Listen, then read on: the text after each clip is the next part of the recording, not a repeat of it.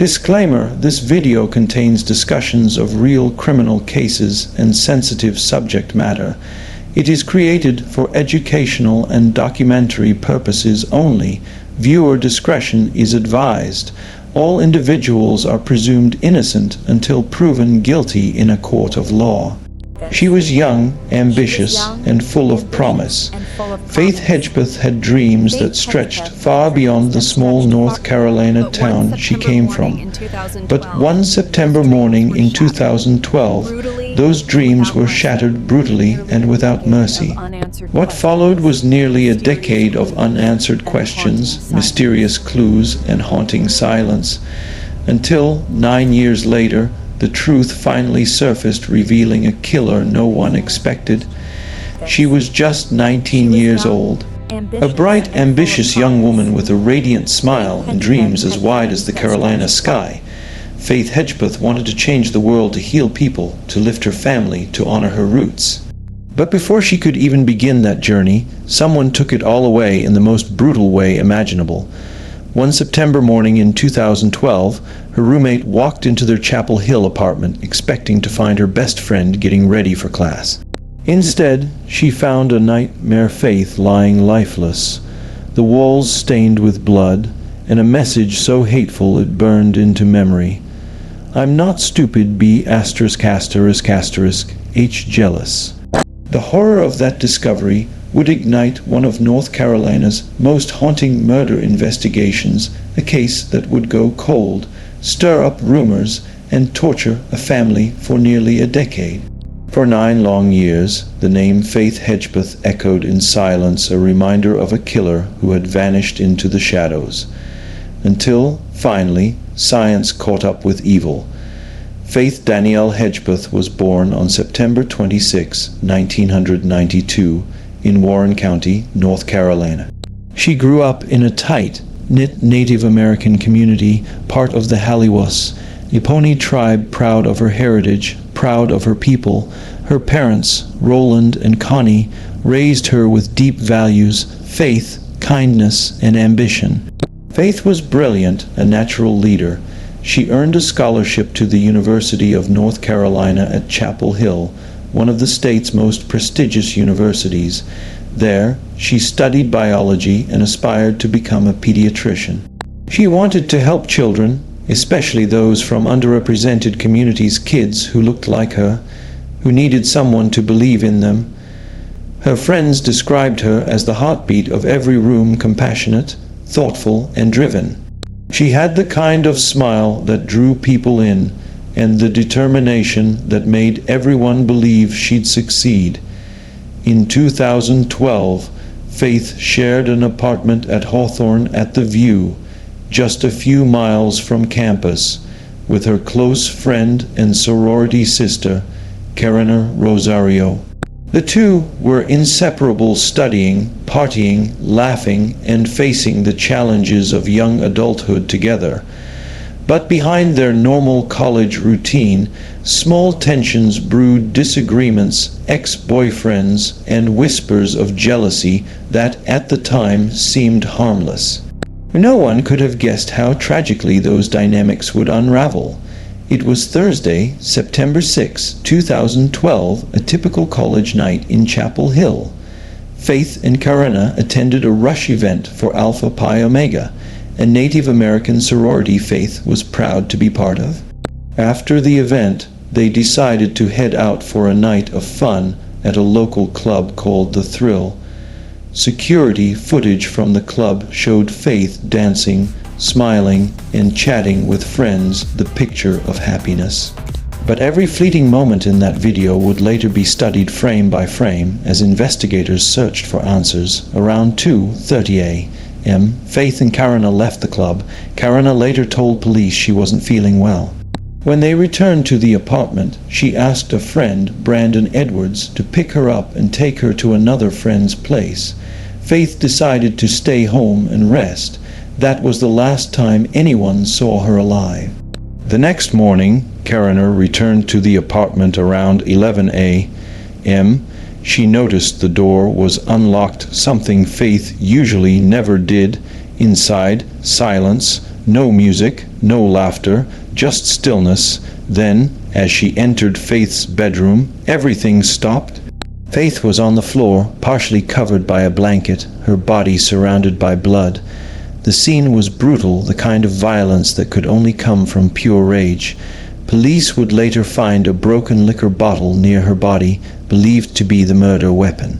And beside Faith lay a note, scrawled in handwriting that spoke of fury and confusion. "I'm not stupid, be ****H jealous." The words were like an echo from hell, cryptic, bitter, taunting. When investigators arrived, they immediately knew this was no random act. The apartment showed signs of struggle. Faith had fought for her life with courage, with desperation. There were bruises, defensive wounds, and evidence of sexual assault. Whoever had done this had left behind a terrible scene, but also crucial evidence, DNA, fingerprints, and that note. Within hours, detectives began piecing together what had happened. Karina was questioned, her voice trembling as she described the night before. She said Faith had stayed behind while she left around 4:30 a.m. Brandon confirmed he had dropped her off elsewhere, leaving Faith alone. That meant someone had entered the apartment sometime between 4:30 and 11:00 a.m. Whoever it was, they knew Faith, or at least knew where she lived. Detectives began testing everyone close to her: friends, classmates, ex-boyfriends. One name stood out: Karina's ex, Eric Jones. He had a history of violence and jealousy, including a restraining order for a prior altercation. But when his DNA was tested, it didn't match. The police were left with more questions than answers. Rumors began to swirl around campus. Some believed it was a jealous ex. Others thought it was a random intruder. But the brutality of the scene told a different story. This was personal. And yet, as weeks turned into months, and months into years, the case grew colder. Faith's family was shattered. Her father, Roland, described her as his little girl, his angel. Every year on her birthday, he'd visit her grave and pray for justice. "I just want to know why," he told reporters. "Why my daughter?" The investigation continued, but leads dried up. The note, the DNA, and the scene itself seemed to point toward a suspect, but none of the people around Faith matched. By 2016, with no arrests and little progress, frustration mounted. That's when forensic technology began to evolve. DNA phenotyping, a groundbreaking method that uses genetics to predict a person's physical traits, gave police a new chance.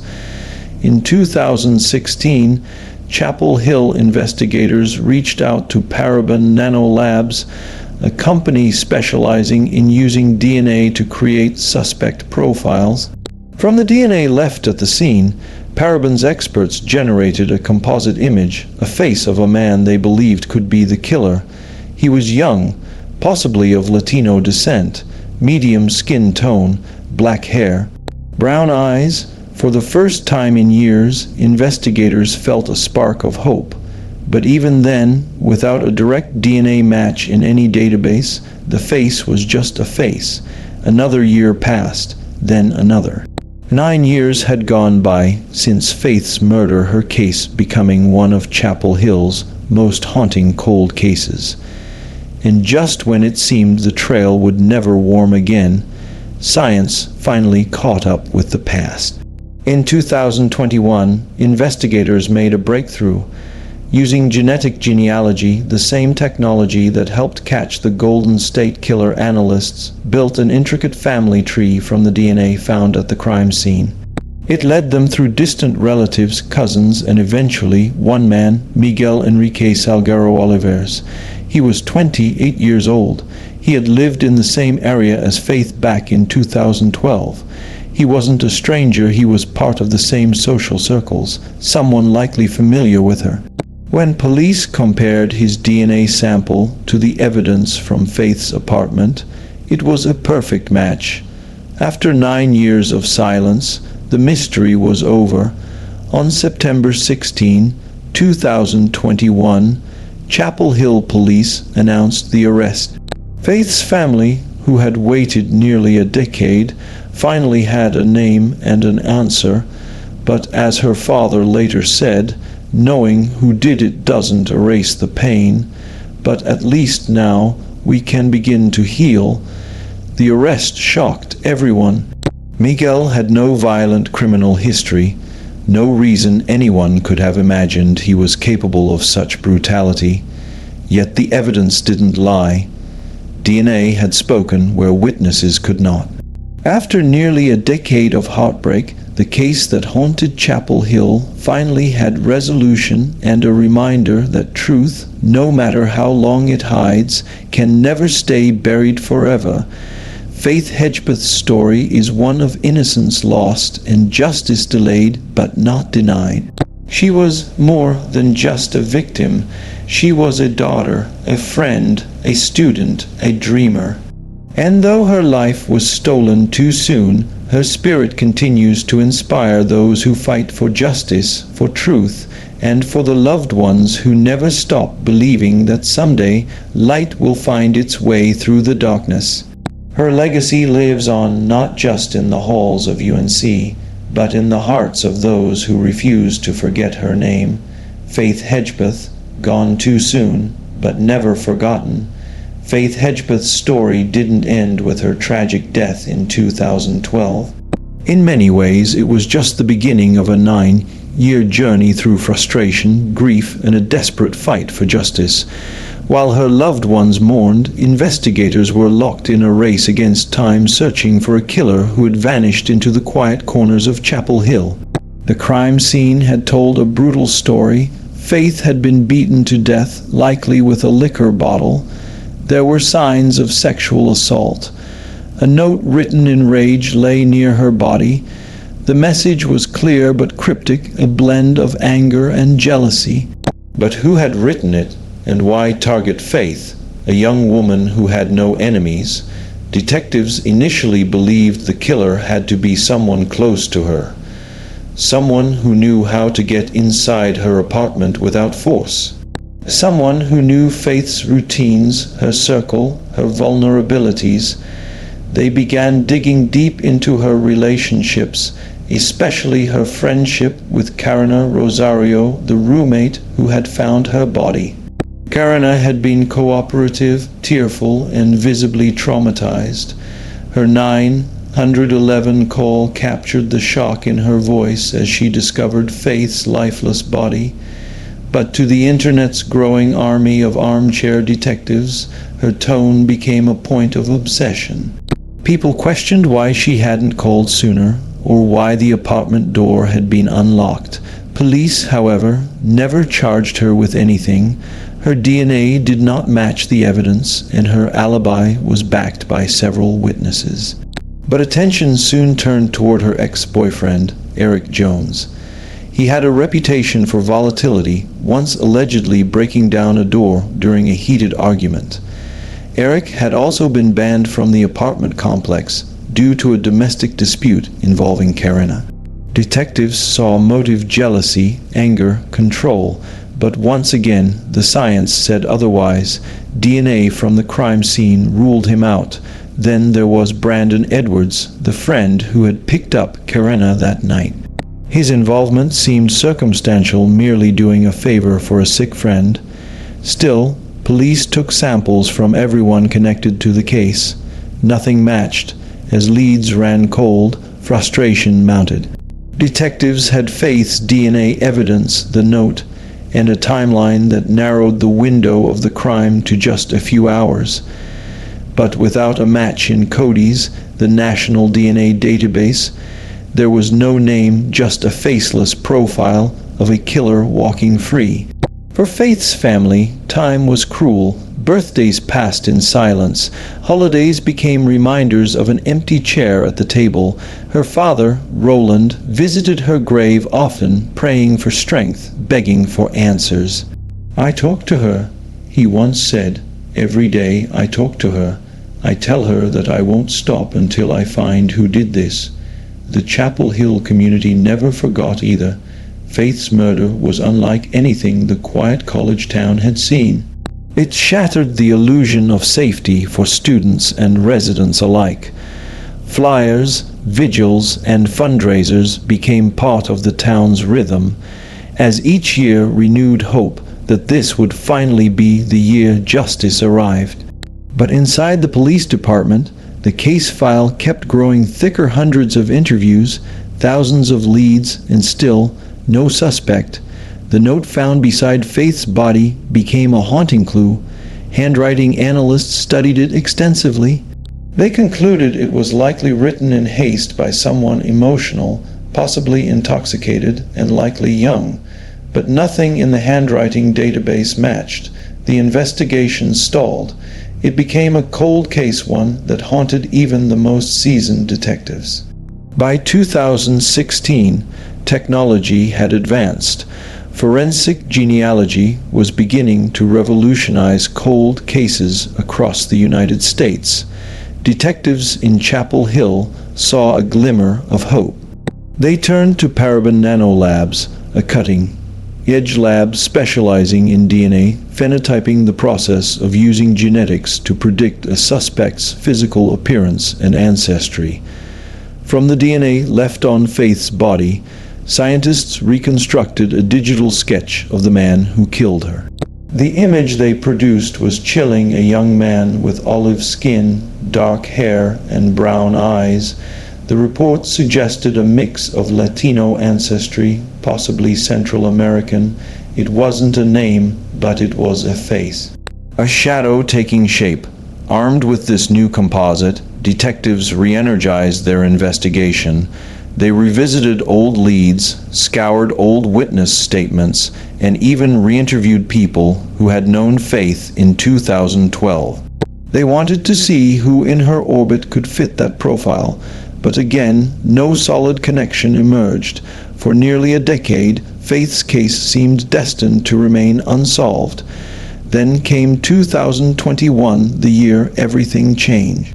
Using the same forensic genealogy that caught the Golden State Killer, investigators began uploading Faith's DNA evidence into public ancestry databases. They weren't looking for a direct match, they were looking for relatives. And slowly, through family trees and generations of connections, a new name emerged. He was 28 years old.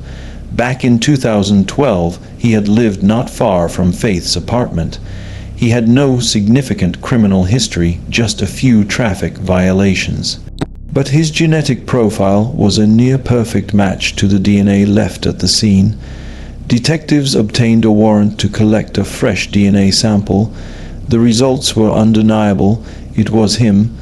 After 9 long years of mystery, heartbreak, and waiting, they finally had their suspect. On September 16, 2021, police announced the arrest. The community that had mourned for nearly a decade erupted in disbelief. Faith's parents stood before the cameras, tears streaming down their faces. "This is the day we've prayed for," her father said softly. "The day we finally know who did this to our girl." For investigators, it was both a relief and revelation. Miguel Salguero Olivares had somehow escaped suspicion for nearly 10 years, even though he had lived nearby during the time of the murder. His name had surfaced early in the investigation, but without cause to pursue him further. It was lost in the mountain of leads. Now, DNA had done what years of detective work could not. Police have not disclosed the full motive, but evidence suggests the attack was sexually motivated and driven by rage. Whether Faith knew Miguel personally remains uncertain. Some believe they crossed paths socially, possibly through mutual acquaintances. Regardless, the brutality of the crime and the personal nature of the note indicate a level of emotional volatility, a hatred rooted in something deeper than randomness. The arrest gave Faith's family some measure of peace. Her mother, Connie, said quietly in an interview, "It doesn't bring her back, but it helps. It helps to know he can't hurt anyone else." For the Chapel Hill community, it was a reminder that justice, though delayed, had not been denied. Faith's story became a symbol of perseverance, of a family's refusal to give up, and of science's ability to bridge time. It also shined a light on a growing epidemic of violence against Native American women, a crisis often overlooked. Her name now stands among those whose cases prove that technology, faith, and love can bring truth to even the darkest places. She dreamed of becoming a doctor of saving lives. In a tragic way, her story has saved others. It has inspired awareness, advocacy, and the belief that no case is ever truly unsolvable. Faith Hedgepeth's legacy lives on in the halls of UNC, in the hearts of her people, and in every cold case investigator who refuses to stop searching. 9 years, that's how long it took for the world to learn the truth behind one young woman's brutal death. 9 years of waiting, wondering, and praying for justice. And when the name of her killer was finally revealed, it didn't bring celebration, only quiet heartbreak, and the reminder that even justice can come too late. Faith Hedgepeth's murder had haunted Chapel Hill for almost a decade.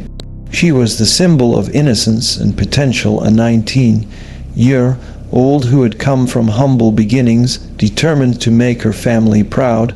Her dreams of becoming a doctor, of serving her Native American community, were stolen in one unimaginable act of violence.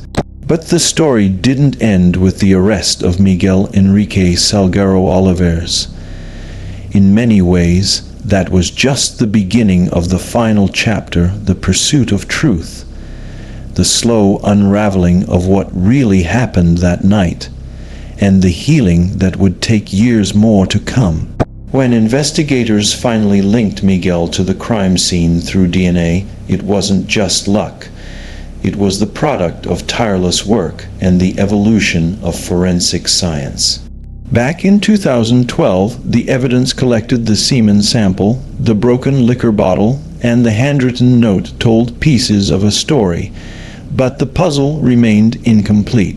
Traditional databases couldn't connect the DNA to anyone, leaving detectives with a faceless profile of a man who had seemingly disappeared.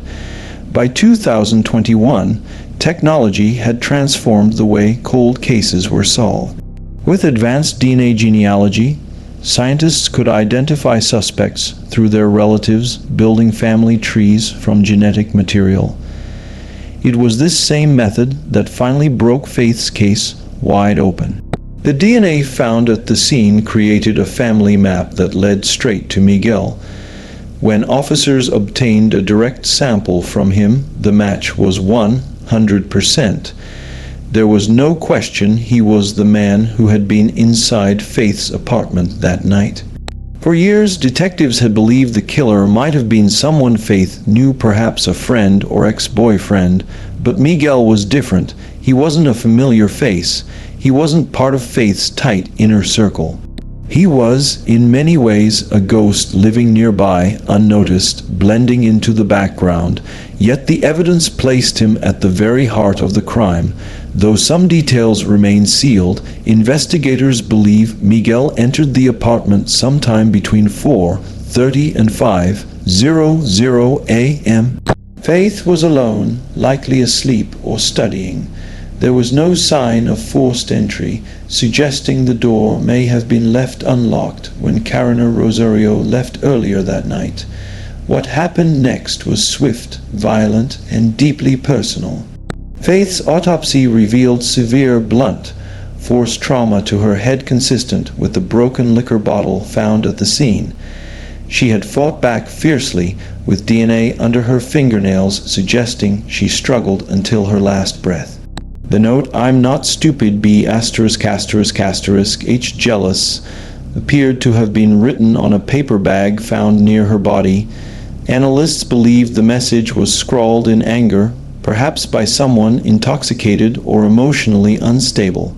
Though police have not publicly stated whether Miguel wrote the note, investigators have long suggested it was part of the psychological chaos of the scene: rage, jealousy, and cruelty all exploding in a moment of uncontrolled violence. It wasn't just a killing, it was an eruption of hate. When news of Miguel's arrest broke, it rippled through Chapel Hill like an aftershock. For students, it reopened wounds they had tried for years to forget. For Faith's family, it was both relief and sorrow. Her father, Roland, spoke to reporters through tears. For 9 years, we carried this pain with us. Every day, I prayed that God would show us who did this. Now I know. I can't bring my baby back, but I can finally say her killer has a name. Her mother, Connie, described the moment as bittersweet. You wait so long for this kind of news, and when it comes, it doesn't take the pain away, but it helps you breathe again. Faith's case reignited national conversations about violence against Native American women, an epidemic that often goes underreported and underinvestigated. Her tribe, the Haliwas Iponi Nation, held vigils and ceremonies in her honor. They spoke her name in remembrance, ensuring that her story would become a rallying cry for change. As Miguel awaited trial, the details of his life came into focus. He had been just 19 years old at the time of the murder, the same age as Faith.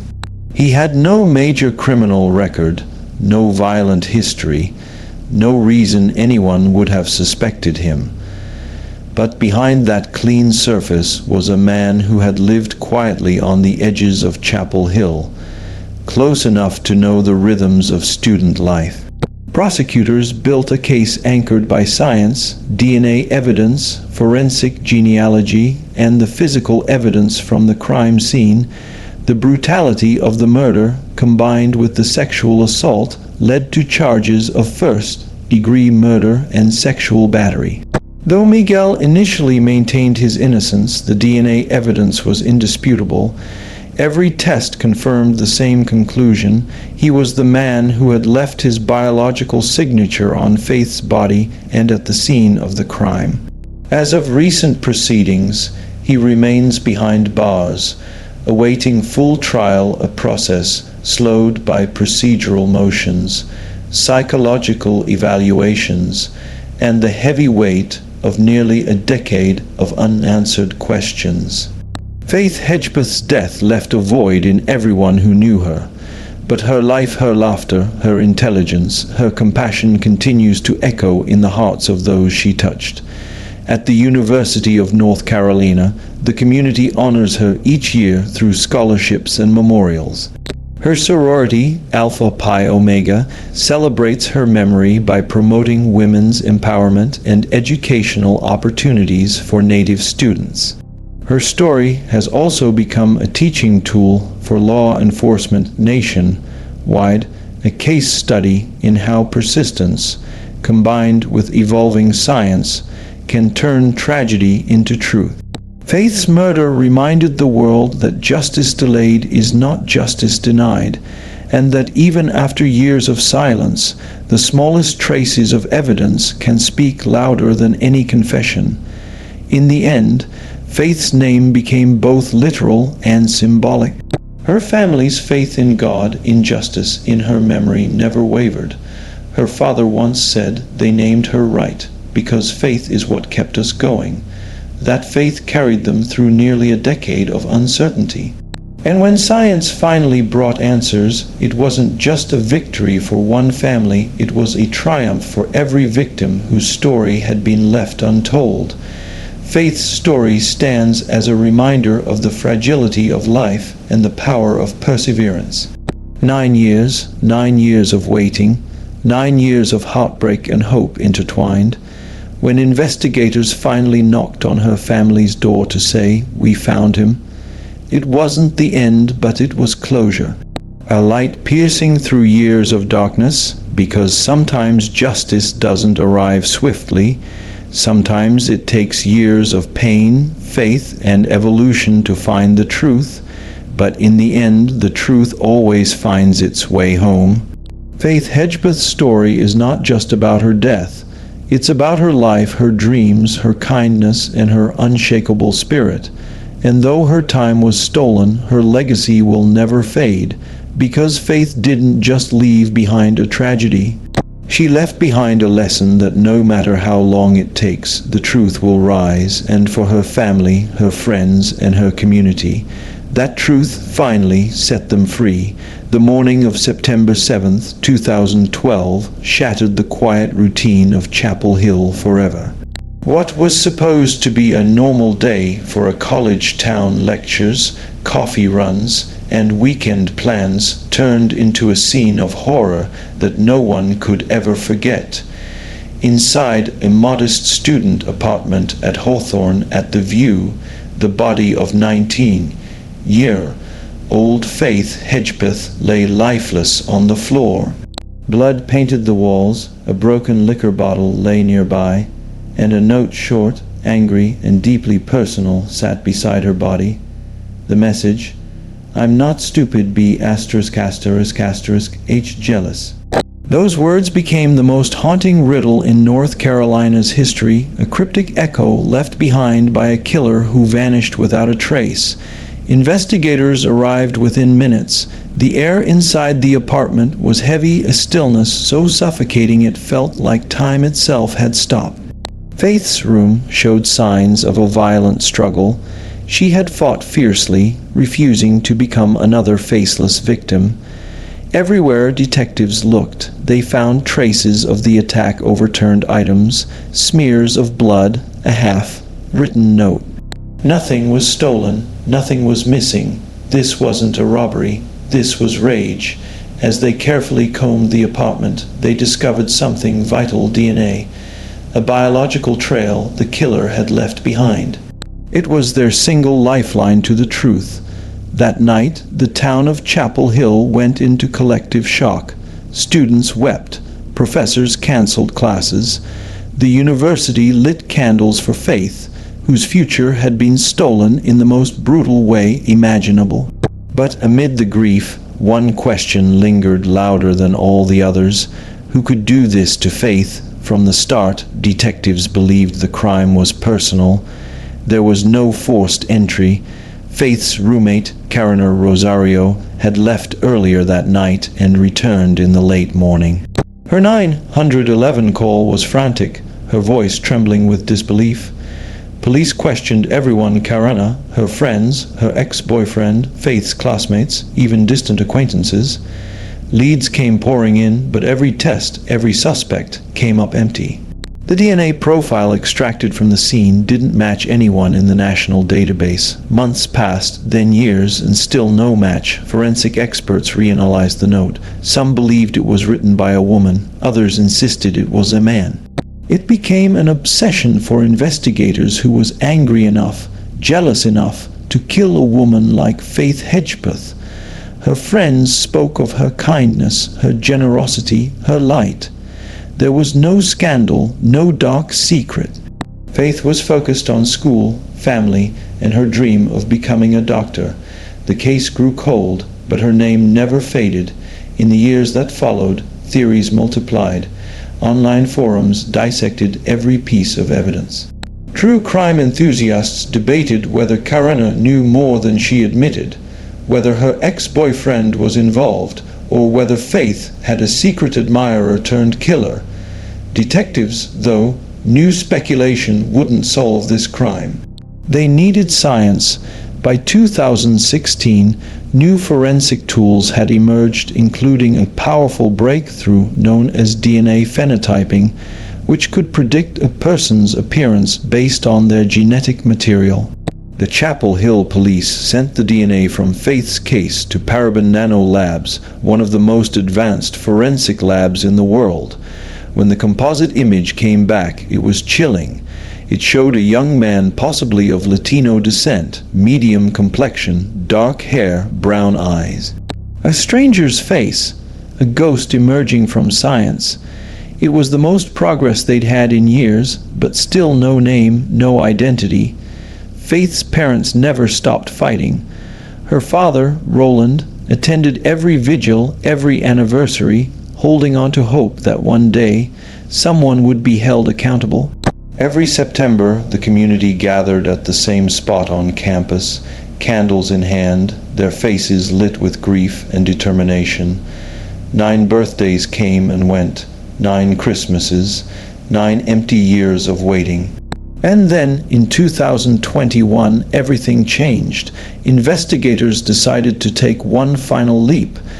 They used forensic genealogy, the same groundbreaking technique that had solved the Golden State Killer case, to track down relatives of the unknown DNA profile. Piece by piece, the puzzle began to form. Distant relatives led to closer ones. A family tree began to emerge, and at the center of it, all one name stood out. Miguel had been just 19 years old in 2012, the same age as Faith. He lived in the same area, just minutes from her apartment. He had no criminal record, no violent past, no reason to have ever been suspected. When investigators obtained a DNA sample from him, the results were immediate. The match was perfect. After 9 years of silence, the mystery shattered. On September 16, 2021, Chapel Hill police held a press conference that would go down in history. The chief announced the arrest, his voice trembling with emotion. "We have a suspect in custody. The DNA evidence leaves no doubt." For Faith's family, the moment was surreal. Years of grief, of endless nights spent praying and hoping, condensed into a single revelation. Her father spoke softly that day, tears in his eyes. Faith finally has her voice back. Miguel was charged with first-degree murder and sexual assault. He was placed under a $2 million bond as the case moved into the courts. Prosecutors described the evidence as overwhelming. The DNA, the timeline, and the forensic reconstruction all led back to him. Though his motive remains unclear, investigators believe the attack was spontaneous, possibly fueled by rejection, jealousy, or rage. Whether he knew Faith personally has never been confirmed. As of recent hearings, the trial remains in progress. Miguel has pled not guilty, but the weight of evidence, the science, the history, the decade of waiting looms large. Faith's name now stands for something greater than tragedy. She represents perseverance, the relentless pursuit of truth, even when the world moves on.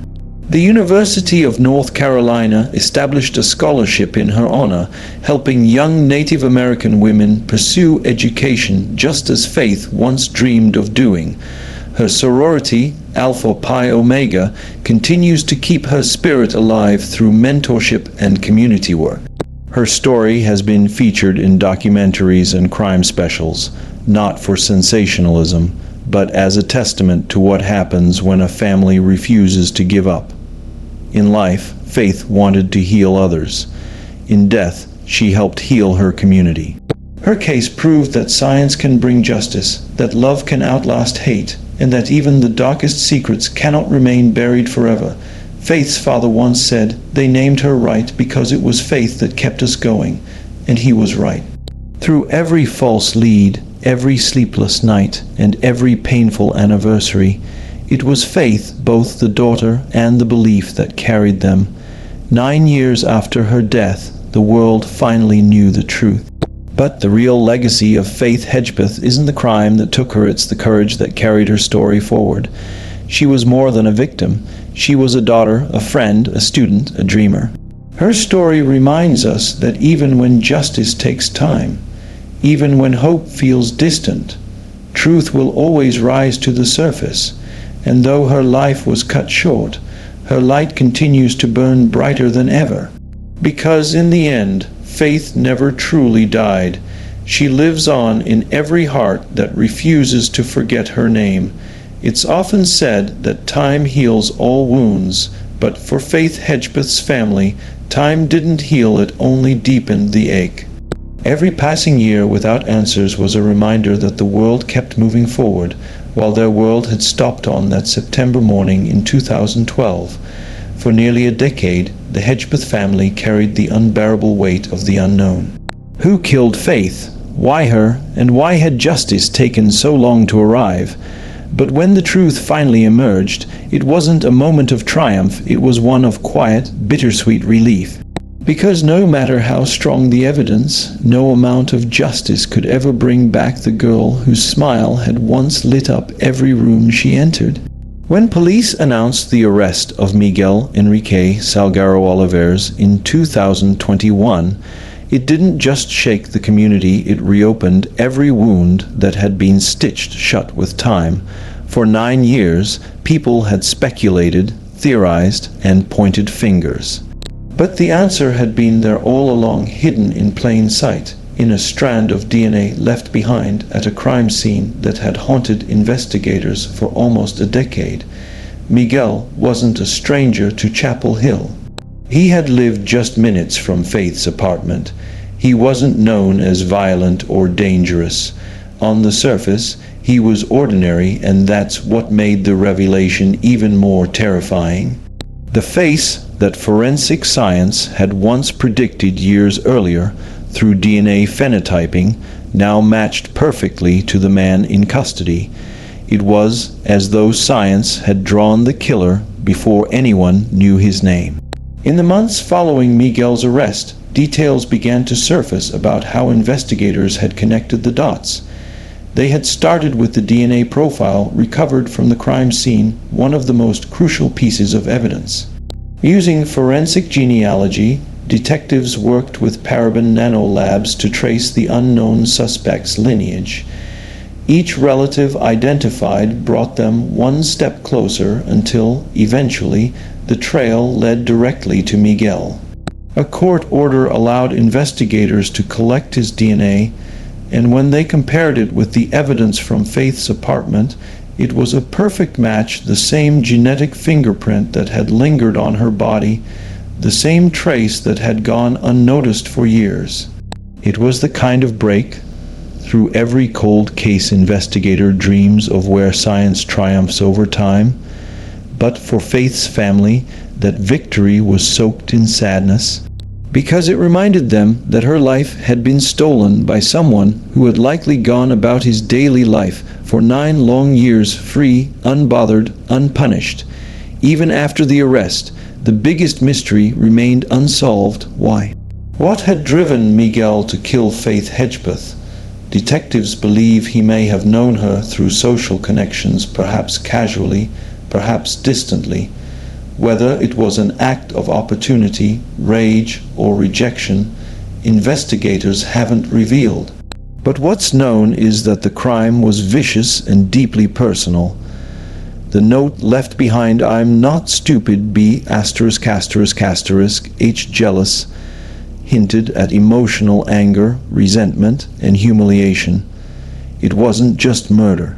It was overkill, and it was meant to send a message. Faith's autopsy revealed she was struck multiple times in the head, possibly with the liquor bottle found broken beside her body. She had fought back her DNA under the attacker's fingernails proved that. That resistance, that courage, was who Faith was: strong, fearless, determined, even in the face of pure evil. In the years that followed her death, Faith became more than just another statistic in America's long list of unsolved murders. She became a symbol, a reminder of what relentless faith, both spiritual and literal, could achieve. Her tribe, the Haliwas Iponi Nation, stood by her family every step of the way. They organized vigils, memorials, and awareness campaigns for violence against Native women, an epidemic that has long been overlooked. Her sorority sisters in Alpha Pi Omega carried her memory in every event they held, in every scholarship they raised funds for. To them, Faith wasn't gone, she was still part of their sisterhood. And at the University of North Carolina, professors and students alike kept her story alive. A memorial scholarship was established in her name, dedicated to helping Native American women pursue higher education, a dream Faith herself once chased with so much passion. When Miguel appeared in court, the sight was surreal. He was no longer the nameless shadow that had haunted the town's imagination. He was real, flesh and blood. He faced charges of first-degree murder and sexual assault. The evidence against him was overwhelming DNA, forensic data, and the timeline of his presence in Chapel Hill during the time of the murder. His defense team has since challenged aspects of the case, attempting to suppress some evidence, arguing procedural details. But the mountain of proof remains. Faith's family attends every hearing, sitting quietly in the courtroom, often clutching photos of their daughter. They've waited too long to see justice, and now they wait again, this time for a verdict. Behind every public statement, every press conference, every headline, there is grief that words cannot contain. Faith's mother still keeps her daughter's room the same way it was, her clothes, her books, her pictures untouched. The scent of her favorite perfume still lingers. Her father, Roland, continues to speak publicly about her legacy, about his unwavering belief that one day he would know who killed his little girl. He was right. But as he said in one interview, when they told me his name, I didn't feel happy. I felt pain, because it meant everything we'd feared was true. Someone had truly taken her from us. No parent should ever have to wait 9 years to know the truth about their child's death. But in the end, they never lost faith, neither the daughter nor the belief. Faith Hedgepeth was more than the tragedy that took her. She was a daughter, a sister, a student, and a friend. She was bright, loving, determined, the kind of person who could lift anyone's spirit with her laughter. She wanted to heal people, to serve her community, to give back to those who needed help. She dreamed of becoming a pediatrician, of building bridges between her native roots and modern medicine. Her name now lives on in every young woman who benefits from her scholarship, in every person who learns her story and finds the courage to keep fighting for justice. Her legacy is not the crime that ended her life, it's the compassion that defined it. 9 years, 9 long years, and finally the truth rose to the surface. But the story of Faith Hedgepeth is not just about the man who took her life, it's about the people who refused to let her be forgotten. It's about the father who never stopped searching, the mother who prayed every night, the friends who carried her memory through every candlelit vigil, and the investigators who refused to give up, no matter how cold the trail became. Faith's life was short, but her impact stretches far beyond her years. She taught the world that perseverance can outlast pain, that love is stronger than loss, and that even in the darkest moments, there is always light if you keep faith. Because sometimes justice isn't just about the courtroom, it's about remembrance, it's about hope, it's about never giving up on the truth. And though Faith Hedgepeth's story began with tragedy, it ends with a message that will echo forever. No matter how long it takes, the truth will always find its way home. They say time changes everything, but for Faith Hedgepeth's family, time didn't change the ache, it only deepened it. 9 years passed between her final heartbeat and the day her killer was found. 9 years of unanswered questions, sleepless nights, and prayers whispered into silence. Yet through it all, her family held on to hope, to courage, and to faith. Faith's story is one of resilience. It's about a young woman who dared to dream, whose light was extinguished too soon, and a family who refused to let her memory fade. It's about a community that stood shoulder to shoulder, demanding answers, believing that justice would come no matter how long it took. The investigation that began with heartbreak ended with truth. Forensic science and persistence finally exposed what darkness tried to bury. But beyond the science, it was love, the love of a father, the love of a mother, and the love of an entire community that kept this case alive. Faith's legacy now lives far beyond Chapel Hill. Her name represents hope for families of unsolved cases, a symbol of what can happen when the world refuses to give up on a victim's story. She was only 19, young, brilliant, and full of promise. But even in death, Faith accomplished what she always wanted. She changed lives. Her light became a movement. Her memory became a mission, and her story, the story of a girl who believed in something greater, became proof that even after the darkest night, the dawn will come. Faith Hedgepeth may be gone, but her spirit remains in every student who dreams big, in every family who refuses to give up, and in every soul who believes that truth always finds its way home. May her name continue to shine, not as a story of tragedy, but as a testament to perseverance, love, and justice. And may we all remember what her father once said: they named her right, because faith is what kept us going, gone too soon. Never forgotten, justice finally served after 9 long years.